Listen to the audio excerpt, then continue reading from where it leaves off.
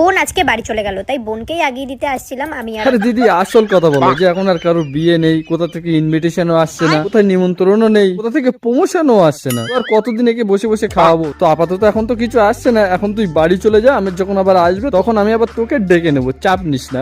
এখন বাড়ি চলে যা, আমি আর বসে বসে খেতে দিতে পারছি না। আসল বিষয় এইটাই না, মানে এখান থেকে আমরা একটা জিনিস ভালোভাবে বুঝে গেলাম যে বোনটা থাকার কারণে আর কিছুই না হোক কিছু তো একটা লাভ হচ্ছে, মানে ওই এক ঢিলে দুই পাখি। আর কিছুই না হোক ভিডিওটা তো হচ্ছে, এটাই হলো যথেষ্ট।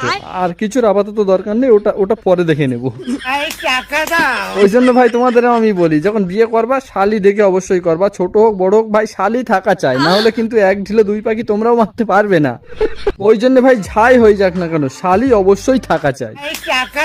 না মানে বলছিলাম কি, জামাইবাবুর আইডিটার নামটা যেন কি ছিল, ওই এম দিয়ে কি একটা নাম ছিল, যাই হোক মনে আসছে না। তো সেখানেও দেখছিলাম শালি আর বউ। তুমি কোথায় জামাইবাবু, তুমি কোথায়? বাবার মাথায় দেওয়ার জন্য দুধ আর গঙ্গা আমরা নিয়ে। তো বন্ধুগণ তোমাদের আমি একটাই কথা বলতে চাই, জানি আমার কথা কেউ শুনবা না, তবু আমি বলে রাখছি তোমাদের ভবিষ্যতে কাজে লাগবে ভাই, ভবিষ্যতে কাজে লাগবে, ওই কারণে শুনে রাখো। তোমাদের মধ্যে এখনো যে বিয়ে করেনি, তোমরা যখনই বিয়ে করবে এরকম একটা ধার্মিক মেয়ে দেখে বিয়ে করবা। হ্যাঁ, তাহলে হবে কি, যখন কোনো কিছু আর কন্টেন্ট বানানোর জন্য পাবে না, তখন এরকম কিছু একটা বানিয়ে দেবে। এ তো চলতেই হবে, না চললে আর উপায় নেই, এ তো চলবেই চলবে, একদম 100% গ্যারান্টি। আর ইনকামও কোনোদিনও বন্ধ হবে না। ওই কারণে বলছি তোমরা যখনই বিয়ে করবে এরকম একটা ধার্মিক মেয়ে দেখে বিয়ে করবে। হ্যাঁ।